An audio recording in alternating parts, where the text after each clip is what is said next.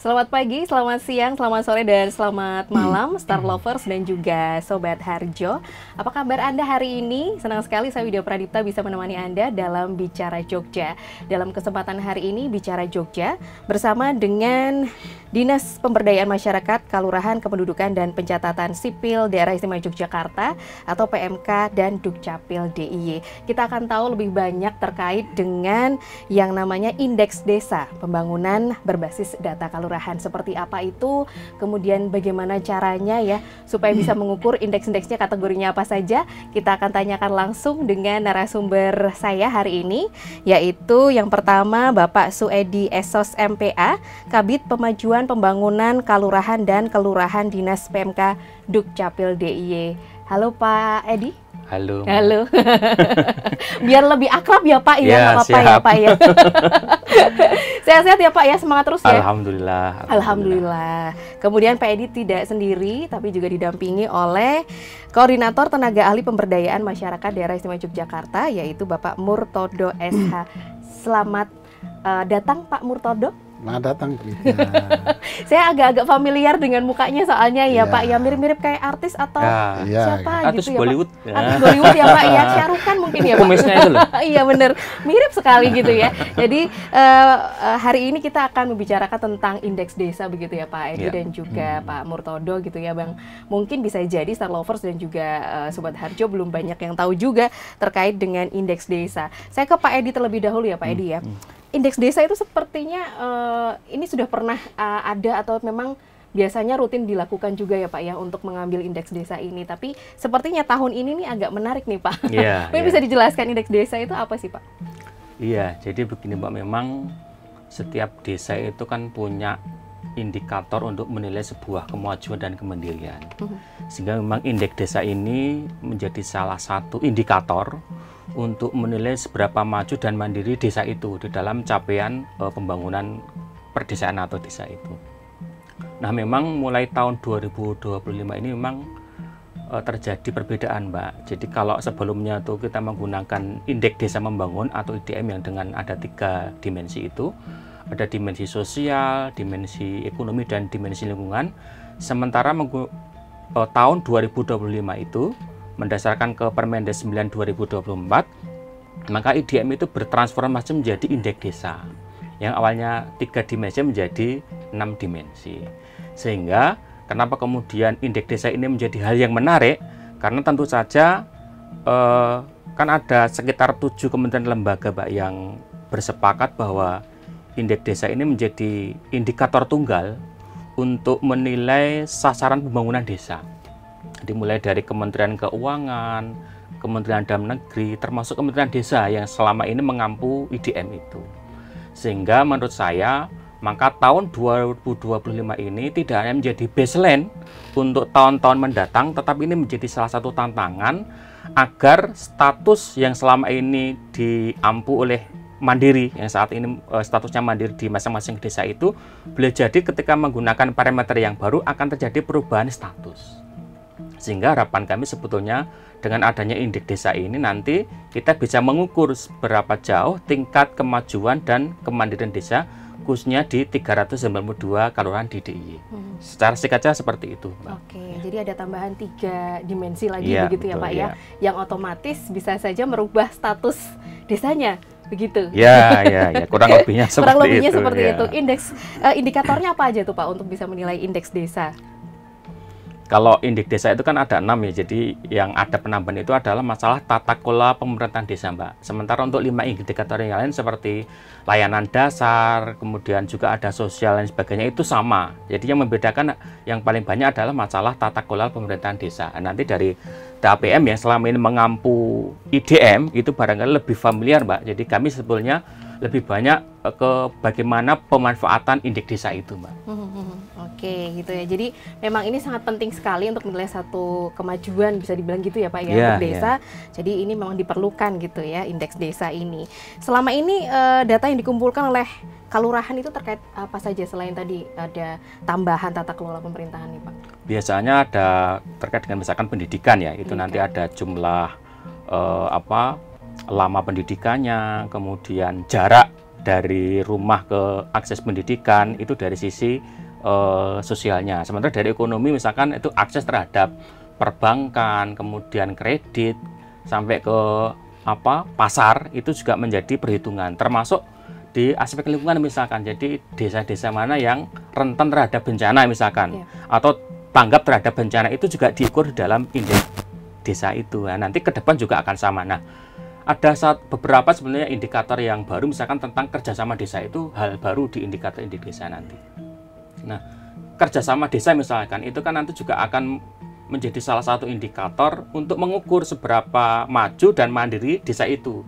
Sehingga dengan adanya indeks desa ini nanti di samping menggunakan indikator yang selama ini dilakukan, ada penambahan lagi yang tadi yang saya sampaikan terkait dengan tata kelola pemerintahan desa. Nah, di dalamnya nanti mungkin secara rinci dari Pak Murtanto ada sekitar kurang lebih 1000-an ya Pak Murtanto, 1000-an pertanyaan yang harus diisi oleh kelurahan, sehingga itu nanti yang sudah ditentukan nanti indeks-indeksnya seperti apa, skala atau skornya itu nanti sudah ditentukan, sehingga nanti di akhir pengukuran itu nanti akan muncul lah ini statusnya mandiri, apakah kemudian maju, kemudian berkembang, atau bahkan tertinggal dan sangat tertinggal. Dan untungnya di DIY itu sejak 2019 tidak ada lagi desa yang berstatus berkembang atau apalagi tertinggal dan sangat tertinggal. Dan kalau kita mengacu di visi misinya Bapak Gubernur melalui reformasi kelurahan, maka nanti di tahun 2027 seluruh kelurahan di DIY itu harus berstatus mandiri. Jadi saat ini posisi mandiri ada 355, jadi ada kurang lebih 17 yang belum. Nah, nanti menjadi PR pemerintah daerah untuk meningkatkan dari maju menjadi mandiri. Saya kira begitu, Mbak. Oke, tahun 2027 ini ya, targetnya ini ya. Jadi tolong dibantu juga gitu ya. Termasuk ini menjadi kontribusi dari peran serta dari media, jadi memberikan edukasi kepada masyarakat dan juga di teman-teman kelurahan bahwa kenaikan status mandiri itu sebenarnya tidak berpengaruh terhadap bantuan dari pemerintah sebetulnya. Oke, jadi karena ketakutan itu ya Pak ya. Nanti danaku turunnya dikurangi nih karena udah kalau menjadi sudah mandiri berarti nggak perlu bantuan nih.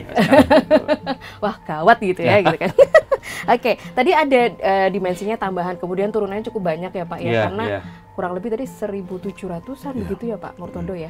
Ini cukup banyak Pak. Menghabiskan waktu berapa lama nih Pak? Saya mencoba-coba untuk mengangen-angen gitu kalau bahasa Jawanya tuh. Kira-kira berapa lama ya Pak untuk bisa mendapatkan data itu, karena banyak sekali ya tadi yang ditanyakan. Ya. Jadi kita ini kan sudah berpengalaman melakukan pendataan dan pemutakhiran setiap tahun. Jadi meskipun jumlah isian data itu ada 1.700-an, tetapi kan itu hanya tambahan saja. Pengalaman kita kemarin ketika kuesioner tentang indeks desa ini dilempar ke lapangan, itu dimaksudkan supaya ada uji petik. Dan kami bersama dengan teman-teman pendamping di 4 kabupaten itu kita minta untuk melakukan simulasi apakah instrumen itu sudah kompatibel, kemudian isian-isian juga sudah bisa diisi, dan kemudian juga mengestimasi butuh berapa waktu untuk menyelesaikan isian itu.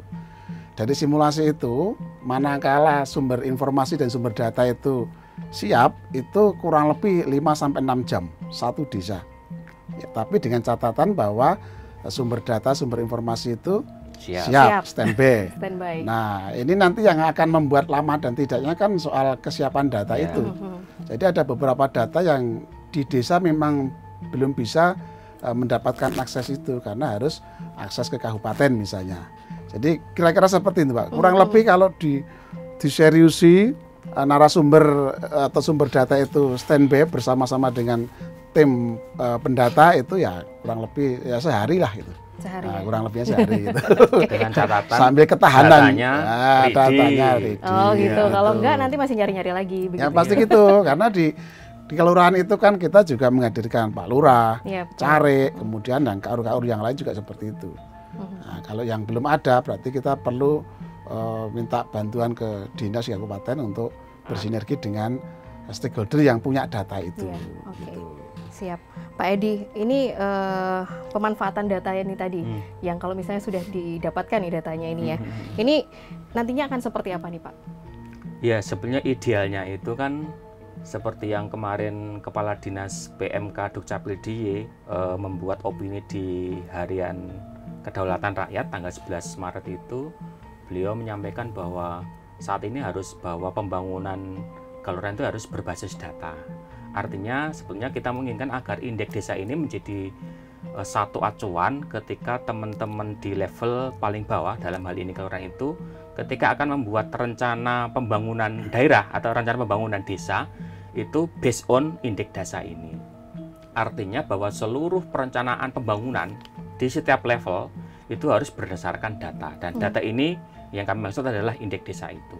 Kemudian yang kedua, kalau kemudian indeks desa ini dijadikan sasaran dan itu bisa dibaca oleh setiap level pemerintahan, maka otomatis apa yang menjadi keinginan pemerintah pusat, pemerintah provinsi, kabupaten, sampai ke desa itu kan bisa linear, Mbak. Itu kenapa kemudian bahwa perencanaan berbasis data itu sangat penting sekali. Dengan kata lain bahwa kalau kemudian semua berbasis data, maka sebenarnya tidak ada lagi kepentingan politik di dalam sebuah perencanaan, karena semua berbasis data. Sehingga indeks desa ini kalau dijadikan acuan sebagai perencanaan pembangunan, maka sedikit banyak akan mengurangi intervensi politik dan juga mengurangi keinginan elit-elit yang ada di situ. Tapi semua berbasis data yang betul-betul itu real yang ada di lapangan. Jadi saya kira begitu. Siap gitu. Jadi indeks desa ini merupakan salah satu acuannya begitu ya Pak ya, untuk nantinya akan mengambil kebijakan, pembangunan dan sebagainya begitu. Nah ini rencananya akan dilakukan kapan nih Pak? Pengumpulan data sebetulnya ketika indeks desa itu dijadikan sebagai referensi, sebenarnya sejak awal itu mestinya digunakan. Cuma kan persoalannya itu tadi Pak, jadi karena perencanaan itu kan tidak berdiri di ruang kosong ya, jadi pasti ada intervensi politik, apalagi kan lurah itu kan jabatan politik begitu, sehingga mau tidak mau harus disepakati di dalam volume musyawarah desa. Nah, kita sebenarnya karena ini tadi transformasi dari IDM menjadi indeks desa, maka kami kemudian berlandaskan di tahun ini, Mbak. Jadi harapan kami nanti data-data yang dikumpulkan itu betul-betul berkualitas. Jadi data-data itu betul-betul menggambarkan kondisi di lapangan, sehingga kalau kami nanti sounding kepada pemerintah daerah baik kabupaten maupun provinsi, itu kita punya dasar yang jelas. Apalagi di dalam rekomendasi indeks desa itu kan ada muncul rekomendasi, Pak. Oh, ini yang dilaksanakan oleh pemerintah kelurahan, ini dilaksanakan oleh pemerintah kabupaten, termasuk oleh provinsi sama pusat. Itu kan ada rekomendasinya itu. Maka kalau semua nanti saling mengisi terkait dengan hasil indeks desa ini kan, sehingga nanti muncul lintas sektor, lintas aktor atau bahasa kami itu. Jadi lintas sektor itu berbagai sektor, ada pendidikan, kesehatan, kemudian tenaga kerja, itu kemudian saling bersinergi, termasuk lintas aktor. Jadi indeks desa ini bukan hanya menjadi kewenangan desa di dalam intervensinya, tapi juga melibatkan bahasanya itu supradesa, Mbak. Jadi supradesa itu melibatkan Kapanewon, Kementerian, kemudian pemerintah daerah kabupaten, pemerintah daerah termasuk pusat. Jadi pusat itu juga punya kepentingan memanfaatkan indeks desa untuk mengintervensi program dan kegiatan. Sehingga tadi saya sampaikan terbuka, kalau indeks desa ini dijadikan referensi bersama di dalam perencanaan pembangunan, itu saya yakin apa yang menjadi keinginan pusat melalui asta cita itu bisa termanifestasi di dalam perencanaan sampai ke level desa. Oke, karena memang benar-benar detail datanya di situ, jadi nanti diharapkan ketika pengumpulan datanya ini juga benar-benar valid begitu ya Pak ya. Oke, kemudian dan mungkin satu lagi Mbak, jadi kenapa kemudian kita ingin menjadikan indeks desa 2020 ini sebagai baseline ya, itu kami mengharapkan nanti ada pendampingan dari Badan Pusat Statistik, Mbak. Jadi kalau yang tahun-tahun sebelumnya itu tidak ada dukungan dari BPS, nah kita nanti minta Mbak mulai dari pendampingan, jadi supaya data-data yang dikumpulkan itu menggunakan metode statistik yang benar gitu loh, sehingga ketika nanti ada tabulasi itu kita juga ada semacam pengesahan dari BPS bahwa ini juga nanti akan digunakan BPS untuk referensi di dalam merekomendasikan sebuah kebijakan. Oke, jadi satu pintu gitu ya indeks desa ini ya. Oke, ini juga membantu berarti teman-teman BPS untuk kerjaannya ya Pak ya. Gitu. Oke, kemudian juga ada tahapan pemutakhiran indeks desa ini Pak. Ini yang menarik juga. Ini apa yang dilakukan di program ini Pak? Ya nanti kan setelah pendataan itu, jadi kami memang menargetkan Sebenarnya kan kick off-nya kan dimulai bulan Maret ya Pak Murtado. Kita mengharapkan nanti di pertengahan bulan Juni itu sudah selesai di tataran kabupaten Mbak. Sehingga nanti di tingkat Kapanewon untuk melakukan assessment atau tabulasi nanti ya kira-kira di akhir bulan Mei lah begitu. Kemudian di tingkat kabupaten juga dilakukan evaluasi dan tabulasi di bulan awal Juni. Sehingga di tingkat DIY harapan kami nanti sudah ada verifikasi dan validasi sehingga nanti bersama Bapperida, kemudian BPS dan juga TAPM nanti akan kita undang untuk mereview jadi hasil di 4 kabupaten itu sehingga nanti sebelum dilakukan penilaian akhir oleh Kementerian Desa maka itu sudah ada kesepakatan di antara kita. Oh, kan di tahun ini kalau baseline-nya 2024 itu dari 392 itu saat ini ada 355 yang sudah berstatus mandiri atau kurang lebih ada sekitar 80%. Maka nanti ketika menggunakan teropong yang baru namanya indeks desa itu terjadi perubahan nggak? Ya. Nah, sehingga ini akan menjadi pertimbangan baik di teman-teman Bapperida selaku perencanaan pembangunan di tingkat daerah itu nanti apa yang akan dilakukan ketika terjadi perubahan status tadi Mbak. Jadi kalau saat ini 355 ketika diukur menggunakan 6 indikator tadi kok berubah statusnya menjadi berkurang. Nah, apa yang harus dilakukan? Ini kira-kira nanti menjadi bahan pertimbangan seperti itu Mbak. Sehingga nanti tadi bahasa kami lintas sektor sampai lintas aktor itu menjadi kekuatan kita supaya bahasanya orkestrasi di masing-masing program dan kegiatan itu mengacu berdasarkan indeks desa itu. Oke, nah ini tadi ya karena baru ini ya tadi ada instrumen baru, kemudian bisa jadi di 355 yang mandiri tadi turun. Berarti artinya sudah ada skema nih Pak ya nanti ya. Maksudnya habis ini akan apa nih kalau memang terjadi penurunan di 355 ini tadi yang mandiri? Iya, saya kira begitu Pak. Jadi di indeks desa itu kan begitu nanti sudah selesai ditabulasi itu kan muncul rekomendasi. Betul. Mbak. Jadi sebenarnya rekomendasi itu nanti bisa menjadi rujukan teman-teman pemerintah daerah untuk kemudian mentransformasi dalam bentuk program dan kegiatan. Sehingga tadi saya katakan di awal sebetulnya indeks desa itu tidak menjadi tanggung jawab pemerintah desa saja atau kelurahan, tapi menjadi PR kita bersama, baik pemerintah kabupaten yang punya wilayah geografis desa, termasuk di kita di pemerintah daerah DIY, termasuk pusat Mbak. Apalagi sekarang ini kan dana desa sudah ditentukan nih penggunaannya. Nah salah satunya untuk mengintervensi supaya nilai-nilai tadi yang skornya masih di bawah standar itu harus dinaikkan itu dalam bentuk intervensi program baik dari pemerintah kabupaten, pemerintah daerah DIY maupun dari pusat. Oke, jadi karena ada ketakutan itu tadi dari kelurahan. Nah ini mungkin Pak Edi juga bisa sampaikan ke Star Lovers dan juga Sobat Harjo yang bisa jadi ini juga teman-teman dari kelurahan nih Pak. Iya, gitu ya. Karena ketakutan itu tadi dananya nanti bisa saja berkurang, kemudian kebanggaan juga ya Pak ya. Iya nggak sih Pak kalau misalnya tadi desa saya tuh mandiri tapi tiba-tiba turun nih.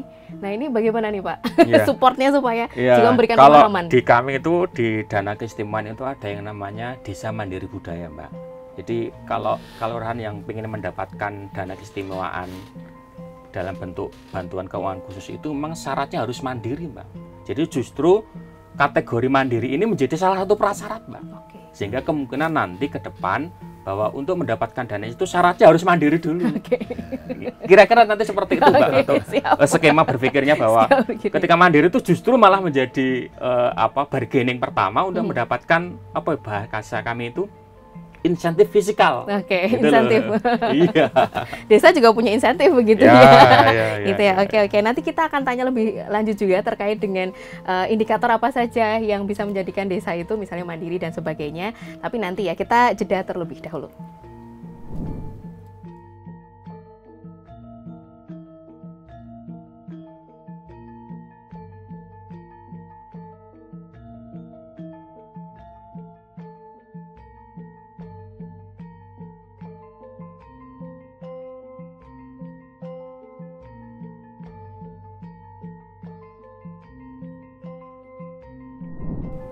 Star Lovers dan Sobat Harjo, kita kembali lagi dalam Bicara Jogja bersama dengan Dinas Pemberdayaan Masyarakat, Kelurahan, Kependudukan, dan Pencatatan Sipil Daerah Istimewa Yogyakarta, di mana hari ini kita membahas terkait dengan indeks desa, pembangunan berbasis data kelurahan, begitu ya. Dan saatnya kita ke Pak Murtado nih ya, karena ini yang penting yang juga harus diketahui oleh Star Lovers dan juga Sobat Harjo, begitu ya, terkait dengan tahapan pendataannya. Ini nantinya akan seperti apa Pak? Jadi di pendataan ini ada dibagi dalam 3 tahapan besar. Itu perencanaan, pelaksanaan, kemudian pemantauan dan evaluasi. Nah, di tahap perencanaan kan sudah dilalui karena itu lebih pada domainnya kementerian lembaga di pusat. Di mana di tahapan itu kementerian lembaga itu bisa memberikan inputan terhadap isu-isu desa yang terkait dengan kementerian lembaga. Karena ini nanti akan menjadi bahan untuk merumuskan instrumen kuesioner pendataan itu. Di sana banyak yang terlibat yang memberikan masukan tentang isu-isu desa itu, misalnya dari Badan Pangan Nasional, kemudian dari Badan Penanggulangan Bencana Nasional, karena di form di instrumen itu kan banyak item-item yang terkait dengan mitigasi bencana. Kemudian misalnya terkait dengan Kementerian Komdigi misalnya, karena di poin-poin instrumen itu juga terkait dengan layanan internet, sehingga Komdigi punya kepentingan untuk memasukkan isu-isu desa itu. Juga ada dari Kementerian Pemuda Olahraga, karena di sana juga ada tentang pendataan tentang pemuda pelopor dan seterusnya. Jadi masukan isu desa itu sudah selesai, kemudian menjadi rumusan di dalam instrumen pendataan desa. Kemudian di tahapan kedua adalah pelaksanaan. Nah, pelaksanaan itu juga ada beberapa kegiatan, itu yaitu dimulai dari sosialisasi. Ini penting, belajar dari pengalaman yang sudah lewat itu bahwa memahamkan orang itu amat sangat penting. Karena kalau melakukan kegiatan pendataan tapi orangnya tidak paham, itu jadi masalah. Baik bagi pendatanya maupun bagi lokus sasaran pendataan. Termasuk misalnya di pemerintah kelurahan ketika tidak memahami substansi pentingnya pendataan kan jadi tadi salah memahami kan.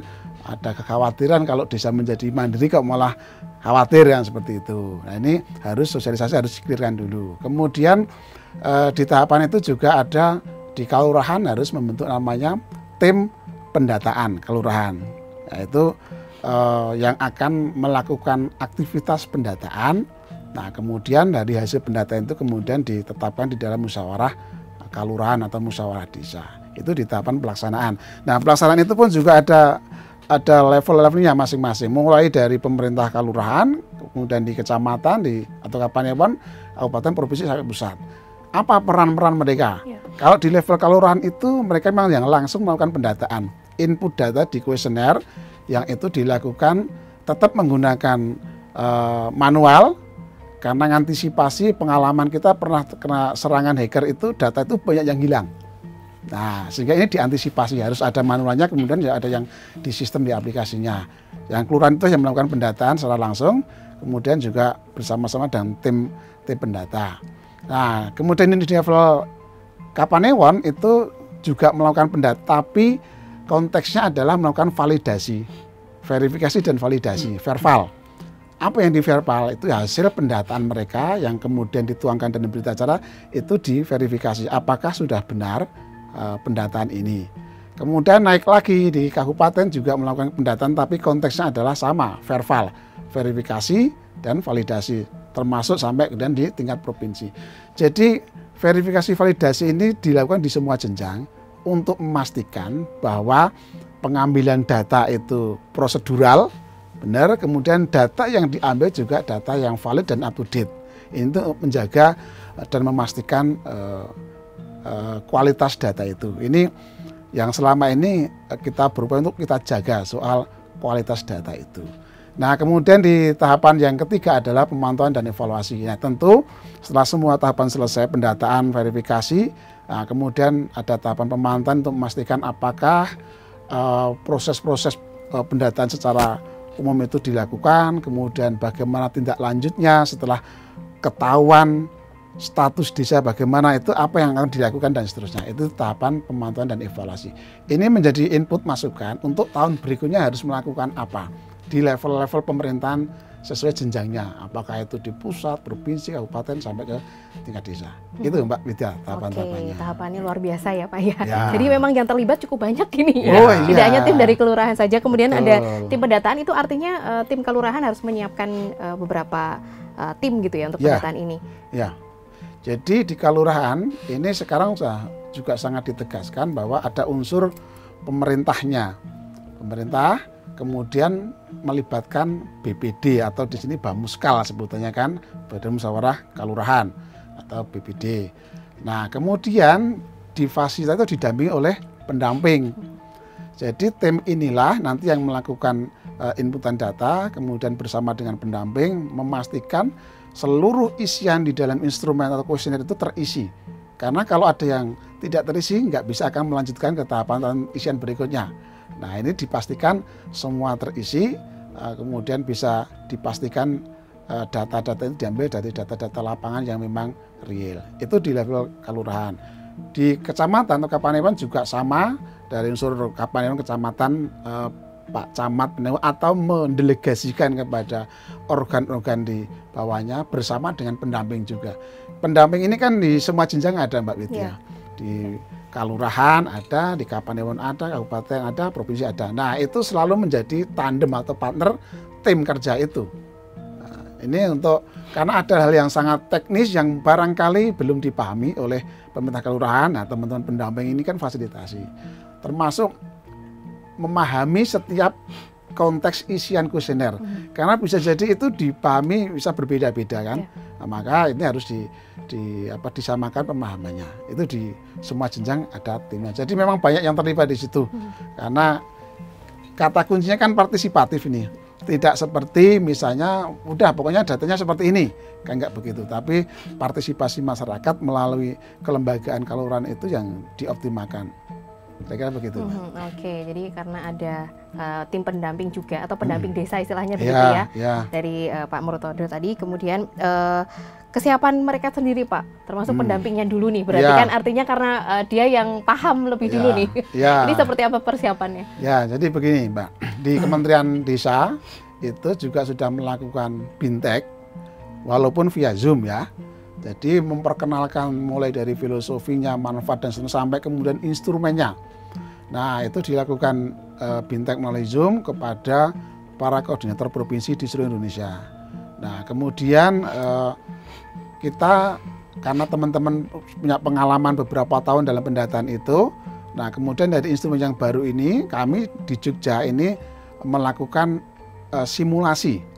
Sebelum di launching secara resmi, kan kita udah tahu nih instrumennya seperti ini. Nah, kita simulasikan, masing-masing ambil sampel satu kelurahan dan kita dampingi di situ, sehingga kita tahu isiannya apa saja, kemudian kebutuhan data itu apa saja, narasumber atau sumber atau informan itu siapa saja sudah kita siapkan. Kalau kita sudah tahu di situ, nah ternyata ya memang butuh effort yang besar.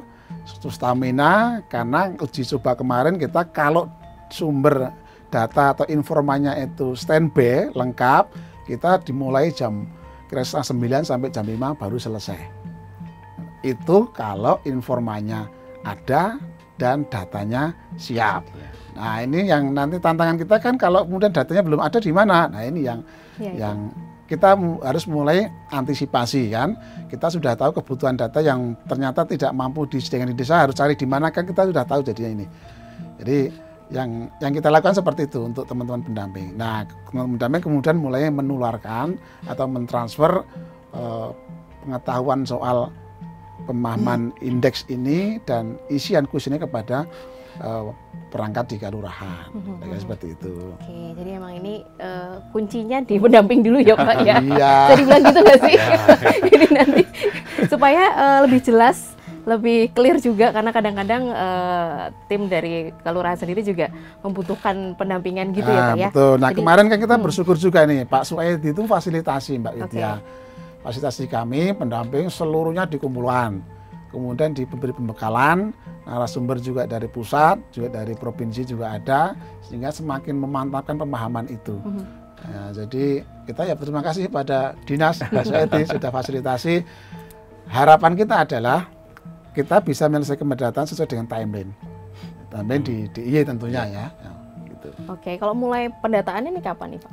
Nah, kita sebetulnya mau gaspol ini Jogja ini. Kemarin kita sudah merancang rencana kerja tindak lanjutnya itu kita mulai Maret ini sudah mulai gaspol lah. Tetapi ternyata kan surat untuk perintah melaksanakan pendataan itu belum keluar dari kementerian. Nah, kita menunggu itu, sekaligus juga akan di-launching aplikasinya secara resmi oleh Pak Menteri, mungkin juga melibatkan kementerian lembaga yang lain yang terkait itu. Nah, karena itu belum, nah kalau melihat di timeline pusat itu kan baru kick off bergerak di desa itu di minggu pertama bulan April. Jadi minggu pertama April mulai, minggu 4 selesai. Nah, sehingga ya kita sebenarnya ada keuntungannya, berarti kita di bulan Maret ini mulai siap-siap data yang dibutuhkan. Jadi ketika nanti di kick off, aplikasi sudah dibuka, di launching, nah kita April minggu pertama sudah bisa ready gitu. Oke, sudah ready ya April. Ini juga harus dijelaskan pemahamannya Pak terkait juga posisinya tadi ya, posisi kelurahan, kemudian posisi sebagai pendamping desa juga. Betul. Wah, berarti aku yang diwawancara nih gitu.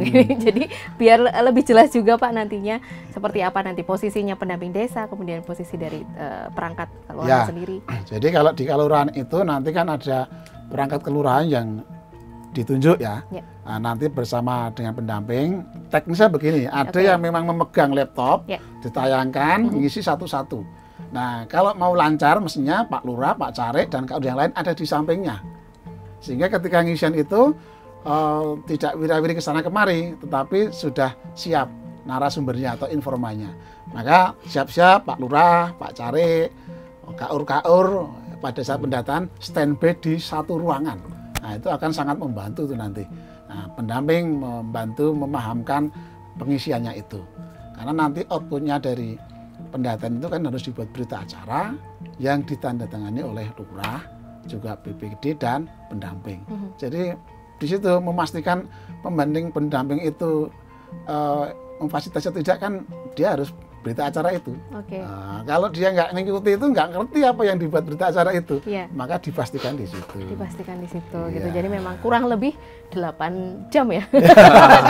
Mau bilang datanya ya Pak ya. Saya membayangkan tadi kayak sidang ya, sidang skripsi tapi ini lebih lama. Lebih lama, butuh stamina juga. Butuh stamina. Oke, artinya memang harus benar-benar dipersiapkan gitu ya, termasuk juga tim dari kelurahan, data-data yang disiapkan. Jadi nanti pasti akan dibantu oleh pendamping desa supaya ada instrumen ini jadi datanya sudah siap gitu ya. Karena itu bagian dari bagian dari tanggung jawab dan tugas kerja pendamping pendataan itu. Oke, kalau misalnya nih Pak, ini jelek-jeleknya ini saya nggak berharap. Misalnya pelaksanaan waktunya ini ada yang molor-molor, ini nanti seperti apa nih Pak? Ya, kita kan sudah antisipasi sebetulnya. Katakanlah kalau hitung-hitungan ya, simulasi kita kan ya lama-lama 8 jam. 8 jam, kita kan punya durasi waktu 4 minggu.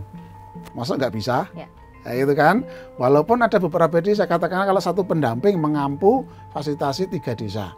3 desa masa nggak bisa selesai 1 bulan. Jadi yakin itu pasti selesai. Apalagi kalau sudah pengalaman kita. Nah, kemudian kan 4 minggu itu sebenarnya sudah ada waktu toleransi sebetulnya. Kalau kemudian sudah informasi sudah siap semua, pengalaman siap semua di satu ruangan, mungkin katakanlah mundurnya 3 hari lah. Jadi waktu masih tersisa sangat panjang. Nah, kemudian masih dimungkinkan untuk kelurahan melakukan review sebelum dibuatkan berita acara. Itu kita berharap dan biasanya seperti itu, Mbak. Jadi selesai pendataan, direview apakah ada data yang janggal, apakah pengisiannya ada yang anomali dan sebagainya itu. Jadi sudah ada estimasi waktu gitu ya, tepat waktu sesuai betul. Nah, sampai kemudian di provinsi nanti di minggu kedua Juni selesai. Ini ya, jadi memang sudah ada estimasinya, kemudian ada waktu juga dari kelurahan gitu ya untuk review kembali. Jadi kira-kira ada yang janggal atau kira-kira ada yang kurang bisa ditambahkan begitu ya Pak ya. Oke, siap gitu ya. Kemudian dari hasil pendataan yang dilakukan nanti, datanya akan seperti apa sih Pak gambarannya nih Pak? Ya, jadi data itu kan ketika sudah dimasukkan di sistem, dia akan diolah, ya, diolah oleh sistem, maka akan keluar nanti namanya status kemandirian dan kemajuan desa. Jadi ada 5 klasifikasi atau kategori status desa. Tertinggi itu mandiri, kemudian maju, berkembang, tertinggal, dan sangat tertinggal. Nah, ini menggambarkan tingkat kemajuan, kemandirian pembangunan desa. Nah, kemudian selain status itu pasti ada bagian yang memuat tentang rekomendasi program kegiatan. Nah ini kalau misalnya desa ini statusnya, kebetulan Jogja sudah nggak ada yang tertinggal ya, katakanlah kalau maju lah paling rendah itu misalnya maju, itu ada poin-poin yang skornya masih rendah, yang bisa di di backup, kemudian bisa naik skornya, statusnya bisa naik, itu kan bisa kelihatan, itu akan muncul rekomendasinya. Apakah rekomendasi ini ditujukan kepada desa atau supradesa? Ini kan menyangkut soal kewenangan. Kalau memang itu kewenangan, kegiatan itu kewenangan desa, maka akan direkomendasikan kepada desa atau kelurahan. Tapi kalau itu kewenangan kabupaten, maka akan direkomendasikan. Jadi sudah berbunyi. Setelah data diolah, keluar status, dan kemudian muncul kegiatan-kegiatan yang bisa mendukung untuk percepatan kemajuan pembangunan desa, itu sudah muncul kegiatan yang direkomendasikan. Jadi seperti Pak Edi tadi sampaikan, ketika semua sudah berkomitmen, maka tujuan besar Indonesia dari Pak Presiden itu kan akan linear sampai ke bawah terus.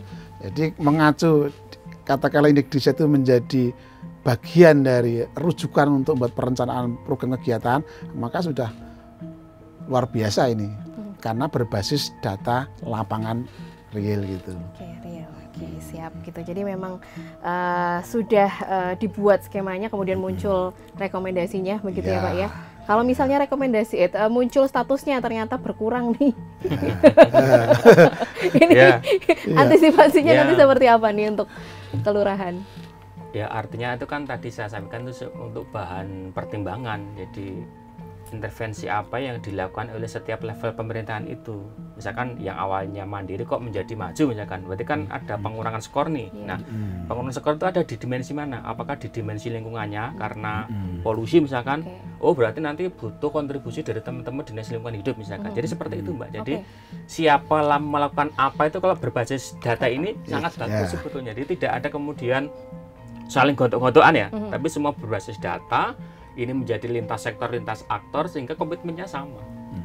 Berbasis data itu. Berbasis data, tidak mungkin salah begitu ya. Mestinya begitu kalau berdasarkan apa ya, potret di lapangan misalkan, fakta jadi yang benar-benar ketika mengumpulkan ini benar-benar harus dijaga kevaliditasnya. Betul. Oke, siap. Kita jeda dulu ya Pak Edi dan juga Pak Murdodo. Selepas ini nanti kita akan kembali lagi.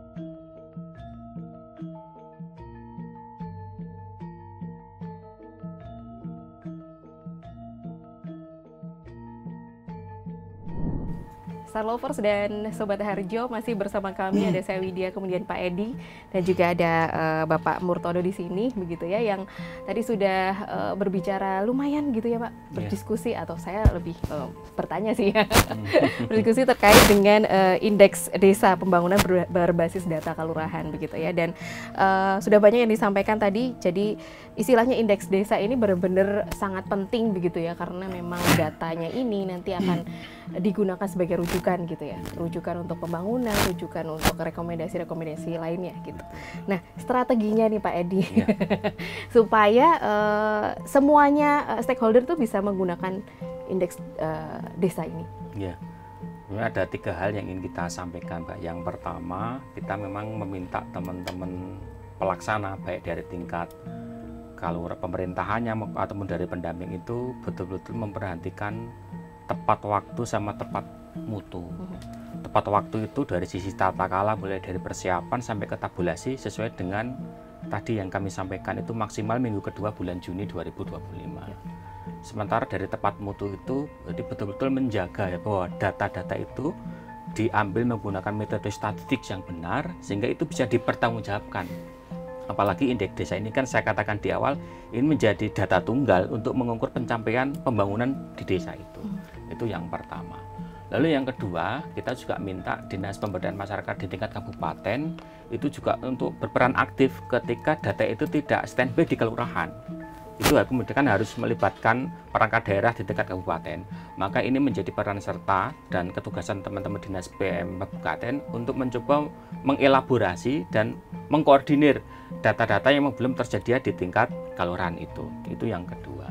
Kemudian yang ketiga, kemarin juga sudah kita sampaikan dan kami berharap bahwa teman-teman Bapeda di kabupaten kita mungkin agar indeks desa ini menjadi salah satu indikator kinerja pemerintah daerah, Mbak. Artinya secara legal formal harapan kami nanti indeks desa ini dimasukkan di dalam rencana pembangunan rencana pembangunan jangka menengah daerah di 5 tahun mendatang. Apalagi seluruh kabupaten di DIY itu kan kepala daerahnya baru nih, sehingga nanti itu menjadi rekomendasi bahwa indeks desa ini masuk di dalam indikator kinerja pemerintah daerah dan dimasukkan di dalam rencana pembangunan jangka menengah daerah 2025-2030. Itu inline sebetulnya, Mbak. Sehingga harapan kami nanti di tingkat desa, di tingkat kabupaten, bahkan di tingkat DIY termasuk pusat, itu kalau mengacu ke satu datanya indeks desa itu, maka tadi yang saya sampaikan itu perencanaannya bisa terkoordinir, intervensinya bisa seirama, sehingga nanti tidak terjadi duplikasi program dan anggaran. Harapannya nanti seperti itu, Mbak. Sehingga strategi yang paling kita lakukan betul tadi kita memaksimalkan koordinasi lintas sektor, lintas aktor tadi, supaya ketepatan waktu betul-betul dijaga, kemudian dan juga tepat mutu tadi. Sehingga kalau kita kemudian data-data itu tidak bisa diperdebatkan dalam arti seperti itu ya, sehingga ini menjadi daya ungkit teman-teman Bapeda ataupun Bapeda bahwa ini menjadi rekomendasi bahwa untuk merencanakan kegiatan apapun yang fokus dan lokusnya di kelurahan itu dasarnya adalah indeks desa. Oke, kalau saat ini nih Pak, kategori desa yang masih kurang itu di kabupaten mana, Pak? Boleh nggak sih di-share? Boleh saja. Boleh, ya. Itu kan terbuka ya. Ya ini ada biar lebih semangat juga ya gitu ya. Dari mana saja nih, Pak? Atau misalnya yang mandiri itu rata-rata dari mana? Ya, kalau Bantul semuanya sudah mandiri. Wah, luar biasa. Rekor pertama Bantul lah, semua mandiri. Oke. Kita masih punya PR di Sleman dan Ponorogo, Mbak. Yang nanti kita dorong supaya ada naik kelas lah, gitu, seperti itu. Oke, Bantul. Intinya kan targetnya 2027 semuanya harus mandiri, Mbak. Itu menjadi visinya Bapak Gubernur di reformasi kelurahan. Sehingga mau tidak mau, suka tidak suka, harus. Iya. Jadi, makanya tadi kita minta supaya indeks desa itu dimasukkan di dalam RPJMD kabupaten. Oke, saya pengen tahu juga dari Pak Murtodo ini, karena selaku koordinator di mana teman-teman tuh ada di lapangan begitu ya, Pak ya. Kesulitannya apa sih, Pak? Secara teknis mungkin ya, memahamkan kepada para pihak, terutama di kelurahan ini kan butuh waktu dan proses. Lawang di antara pendamping saja itu satu isian item itu bisa tafsirnya bermacam-macam. Pengalaman kemarin kita simulasi itu ada yang menafsirkan seperti ini dan sebagainya. Nah ini kan butuh kesabaran, termasuk memotivasi supaya perangkat kelurahan itu juga senang hati dan riang gembira melakukan pendataan. Karena kalau itu dengan keterpaksaan, kita khawatir kalau data yang disajikan itu tidak data real. Nah, itu yang padahal itu kan yang kita jaga, dan itu yang sebetulnya selama ini kan kita katakan kita andalkan ya soal kualitas data ini. Sehingga ini untuk menjaga itu kan di masing-masing jenjang dilakukan tahapan verifikasi validasi. Kalau hambatan-hambatan yang lain saya kira sudah tidak signifikan lah, karena dengan pemerintah kelurahan itu pola komunikasi relasinya sudah sangat bagus, dan kelurahan juga paham kalau setiap tahun akan ada kegiatan pendataan semacam ini. Kekhawatiran yang dulu menghantui para perangkat kelurahan kan sekarang sudah inilah. Justru kalau Pak Edi tadi membalik pandangan yang tidak benar dengan tadi Pak, yang bisa budaya itu ya, inisiatif dari provinsi itu kan ketika desa itu mandiri. Nah di pemerintah pusat dana desa itu akan ada namanya alokasi kinerja bagi desa yang statusnya mandiri dan kinerja pemerintahnya baik. Artinya apa? Nanti malah bisa double ini dari pusat dan dari provinsi. Nah, sehingga Pak Lurah dan semua perangkat tidak perlu khawatir. Pokoknya kita sambut pendataan ini dengan senang dan gembira, dan sungguh-sungguh kita jaga kualitas pendataan ini. Oke, dengan riang dan gembira gitu ya. Jadi walaupun memang instrumen pertanyaan pasti banyak sekali ya Pak ya. Ya banyak, tapi tenang saja, tim kita pendamping ada di seluruh desa yang siap mendampingi. Ya, artinya pendamping desa ini juga harus menyamakan persepsi dulu dari tiap kategori dan juga instrumen pertanyaannya gitu ya Pak ya. Ini yang paling pertama yang harus dilakukan begitu. Ya, makanya kami itu menunjuk namanya PIC. Ya. Di provinsi kita punya PIC yang fokus pada pendataan indeks desa. Di kabupaten juga seperti itu. Sehingga pemahaman itu dari pusat itu ketika ada bias pemahaman itu bisa disamakan persepsinya. Kemudian juga ada ruang diskusi. Ketika ada yang masih belum memahami bagaimana cara ngisi atau cara mendapatkan data, bisa saling diskusi. Kemudian sampai di level pendamping yang ada di desa. Ini salah satu cara yang kita lakukan supaya kerja kita itu terstruktur, sistematis, kemudian juga meminimalisir perbedaan persepsi atau pemahaman soal pengisian data ini. Gitu. Oke, ini luar biasa begitu ya. Sudah harus dibersamakan dulu persepsinya dari para pendamping desa, kemudian nanti baru turun begitu ya Pak ke kelurahan-kelurahan. Pendamping desa sendiri ini apakah tiap kabupaten juga beda-beda Pak? Maksudnya di kabupaten ini ada berapa atau sama Pak? Oh ya, jumlahnya? Kita kalau mulai dari provinsi ya kita ada 4 orang nih, 4 orang termasuk saya. Di kabupaten ada 6 orang, kemudian di kecamatan itu ada 2. Kecuali kalau kecamatan yang jumlah desanya lebih dari 10, nah itu dia bisa 3, tergantung kuota yang diberikan oleh pemerintah pusat. Nah kemudian yang namanya pendamping lokal desa yang langsung beroperasi ketugasan di desa itu 1 orang mengampu 3 desa atau 3 kelurahan. Nah kita masih beruntung ya Pak Soedi, di Jogja ini kan keterjangkauannya kan relatif mudah dibandingkan dengan teman-teman yang di luar Jawa. Maka kalau di luar Jawa ada yang 1 orang itu hanya mengampu desa, karena apa? Desa kepulauan. Nah kita masih bisa dijangkau. Walaupun kita nggak perlu bayangkan isiannya ada 1.700 sekian isian, kalau ngampu 3 desa butuh berapa lama? Ya nggak seperti itu. Prakteknya kita bisa kok kemudian lakukan dengan lancar gitu. Jadi jangan dibayangin dulu ya, tapi dilakukan ya Pak. Usah melakukan itu. Kalau dibayangkan tapi nggak dilakukan sama aja ya Pak ya. Oke, berarti memang harus siap data, siap secara fisik juga. Ya, pasti gitu itu ya. Pak. Ya. Gitu ya, karena memang harus, dan itu harus didampingi juga oleh BPD tadi Pak. Oh iya, BPD kan menjadi tim pendata. Pendata ya, nah, jadi memang harus ada. Otomatis tim pendata ya ada di dalamnya. Jadi pendamping mendampingi gitu. Oke, ini jadi catatan ya, Star Lovers dan juga Sobat Harjo, ketika mulai pendataan sebaiknya semua wajib datang begitu ya. Ya, dan hasil pendataan itu yang ada BPD sebagai sebuah keputusan maka ditetapkan dalam musyawarah. Musyawarah inilah hasil pendataan desa kita itu, buatkan berita acara. Artinya ada akuntabilitasnya itu. Nah, ini jadi gambaran juga ke Star Lovers dan juga Sobat Harjo, kategori desa tadi Pak. Ini biar jadi kebanggaan juga, biar nggak ada ketakutan begitu ya Pak ya. Terkait dengan desa mandiri tadi, karena juga ada target di tahun 2027. Emang seperti apa sih Pak desa mandiri itu? Ya kalau dari definisi kan sebenarnya desa mandiri itu kan dia yang mampu memanfaatkan potensi yang ada di wilayahnya. Kemudian di sisi lain tata kelola pemerintahannya bagus, di samping itu juga partisipasi masyarakatnya juga tinggi.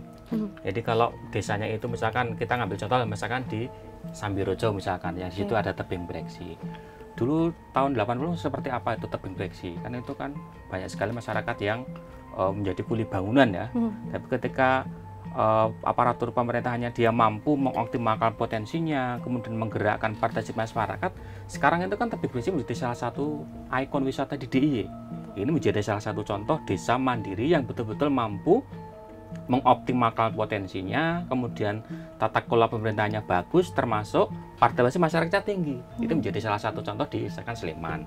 Atau di Bantul misalkan ada yang namanya Kelurahan Panggung-Rejo atau Nggoharjo. Itu menjadi salah satu atau beberapa desa yang menurut kami dari sisi pengelolaannya bagus. Di Gunung Kidul misalkan ada yang namanya Desa Bejiharjo yang mampu mengelola buah pindul misalkan. Atau di wilayah Kulon Progo semua sama, artinya dengan berbagai potensi itu maka bisa diukur nanti tingkat kemajuan sama kemandirian tadi. Jadi berbagai desa itu menjadi salah satu prototip lah. Jadi desa mandiri itu kayak apa ya? Kira-kira seperti itu, Mbak. Kira-kira seperti itu ya, karena kalau dari definisinya aja mandiri berarti artinya sudah bisa mengelola sendiri semuanya secara mandiri, benar-benar mandiri begitu. Oke, terakhir nih Pak Edi dan juga Pak Murtodo mungkin bisa disampaikan gitu ya, pesannya Pak, pesannya untuk persiapannya nanti pengumpulan data tentang indeks desa dan juga mungkin supaya tahu ya penting itu indeks desa ini. Jadi yang pertama bahwa pendataan ini kan kerja kolektif kolegial, artinya tidak semata-mata menjadi tanggung jawab pemerintah kelurahan, apalagi lebih spesifik menjadi tugasnya kasih atau kaur tertentu, tapi tidak. Jadi seluruh kasih dan kaur di kelurahan itu juga punya kontribusi untuk membackup data yang ada, termasuk tadi. Jadi tidak hanya menjadi kelurahan, tapi juga keterlibatan Kapanewon sama kabupaten. Apalagi tadi kami minta dari teman-teman BPS untuk mendampingi supaya metode pengambilan data itu berdasarkan metode statistik yang benar. Itu yang pertama. Lalu yang kedua, kami juga menegaskan kembali bahwa supaya indeks desa ini tidak muspro, maka itu kan harus dilakukan kesinambungan, bahwa penggunaan ini tidak hanya digunakan untuk 1 tahun saja, tapi berkesinambungan, Mbak. Sehingga tadi kami meminta memang ini dijadikan indikator kinerja supaya menjadi rujukan. Jadi tidak hanya oleh desa ketika melakukan membuat rencana kegiatan pembangunan tahunan, atau juga di tingkat kabupaten, sehingga tadi bahasa kami itu lintas sektor, lintas aktor itu terorkestrasi dalam bentuk atau menggunakan database yang sama, menggunakan data desa, Mbak. Saya kira begitu, Mbak. Oke, Pak Murtodo. Ya, saya kira kualitas pendataan itu menjadi hal yang sangat penting, sehingga proses yang dimulai dari level desa itu semua pihak termasuk di dalamnya adalah tim pendataan itu harus memastikan bahwa data itu dijaga kesahihannya, kevalitannya dan update-nya. Oleh karena itu bagi juga teman-teman pendamping juga punya tanggung jawab untuk memastikan itu. Nah, supaya itu tetap terjaga kualitas itu, maka di level-level supradesa penting untuk juga melakukan verifikasi dan validasi data hasil pendataan dari kelurahan. Kalau kemudian misalnya ditemukan ada data yang dianggap anomali, maka kembalikan kepada desa untuk melakukan review kembali. Jadi di semua jenjang memastikan kualitas data itu bisa terjaga. Gitu. Oke, jadi memang indeks desa ini adalah kerja kolektif dan partisipatif, gitu ya. Betul. Terima kasih Pak Edi, terima kasih Pak Murtodo sudah menyempatkan waktunya, dan Star Lover dan juga Sobat Harjo. Demikian obrolan seru kita di Bicara Jogja kali ini bersama dengan Dinas Pemberdayaan Masyarakat, Kelurahan, Kependudukan dan Pencatatan Sipil DIY. Mari kita bersama-sama mensukseskan indeks desa, gitu ya, supaya ini bisa jadi rujukan dan supaya desa kita ini berkembang. Saya Widya Pradipta pamit, tetap semangat, salam sehat, sampai jumpa.